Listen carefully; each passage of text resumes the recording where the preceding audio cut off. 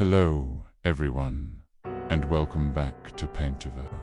Today, we're embarking on a fascinating journey through time. A story painted not on canvas, but on the very walls that have sheltered humanity for millennia. We're going from cave to castle to explore the incredible evolution of decorative walls. Have you ever stopped to think about why we paint our walls? Why we choose certain colors or hang pictures? It's a tradition so deeply ingrained in us that we rarely question it. But this simple act connects us to our most ancient ancestors, telling a story of creativity, belief, and the enduring human desire to make a house a home. Our story begins over 30,000 years ago, deep within the earth. Imagine early humans huddled in the flickering firelight of a cave, with nothing but charcoal, ochre, and their bare hands. They began to paint. They covered the cold, rough stone with magnificent images of bison, horses, and mammoths. These weren't just doodles. Many believe these paintings in places like Lascaux in France were part of sacred rituals, attempts to capture the spirit of the animals, to ensure a successful hunt, or to teach the next generation. It was humanity's first attempt to control its environment, to bring meaning and magic to the walls of its home. This was art as survival, art as spirituality. Fast forward thousands of years to the sun-drenched banks of the Nile. The ancient Egyptians took wall decoration to a whole new level of sophistication and permanence.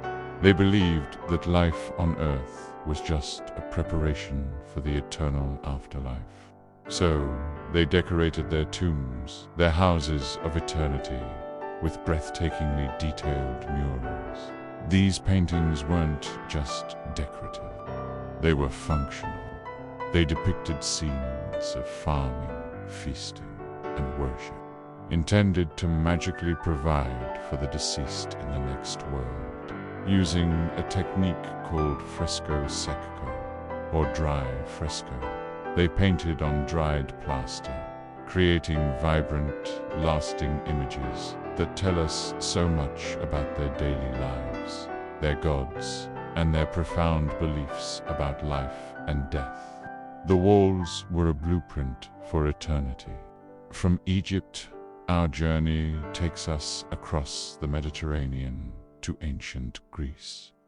While many of their wall paintings have been lost to time, we know from written accounts and surviving examples in places like Macedonia that they were masters of realism. Greek artists were obsessed with capturing the ideal human form and creating a sense of three-dimensional space.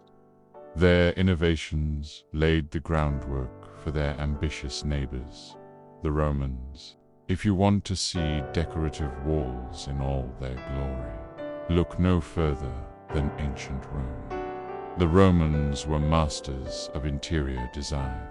In wealthy villas from Pompeii to Herculaneum, entire rooms were transformed into immersive works of art. They perfected the technique of buon fresco, or true fresco, which involves painting on wet plaster. As the plaster dries, the pigment becomes chemically bonded to the wall, creating an incredibly durable and vibrant surface. Roman walls were alive with mythological scenes, intricate architectural illusions that made rooms look larger, and peaceful landscapes that brought the beauty of the outdoors inside. For the Romans, a decorated wall wasn't just a status symbol. It was about creating a specific atmosphere, a mood, a personal paradise. It was a shift towards art for personal pleasure and aesthetic enjoyment. After the fall of the Roman Empire, Europe entered the Middle Ages. The grand villas were replaced by formidable castles and soaring cathedrals. Wall decoration took on a new, deeply spiritual purpose. In a time when most people couldn't read, the walls of churches became the Bible of the poor. Enormous, awe-inspiring frescoes and mosaics depicted stories from the Old and New Testaments. These weren't just pictures. They were powerful tools for religious instruction and inspiration, designed to fill the congregation with a sense of divine wonder and moral clarity. The scale, the colors, the golden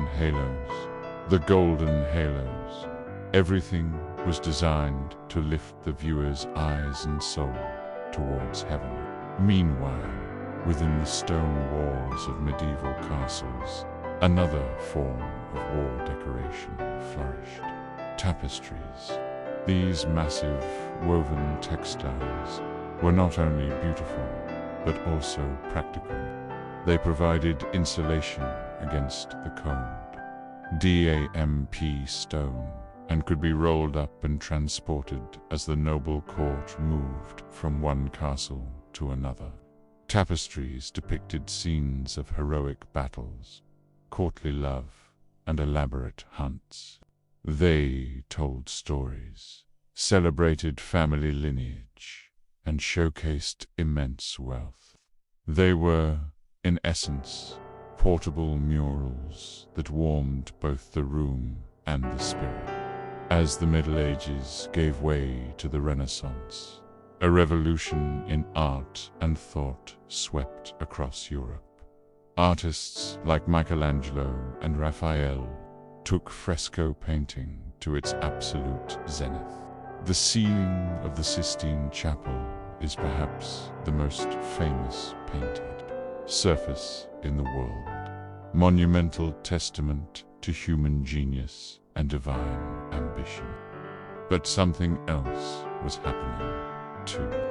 Wealthy merchants and nobles began commissioning elaborate frescoes for their own homes, not just with religious themes, but with scenes from classical mythology, history, and even portraits of their own families.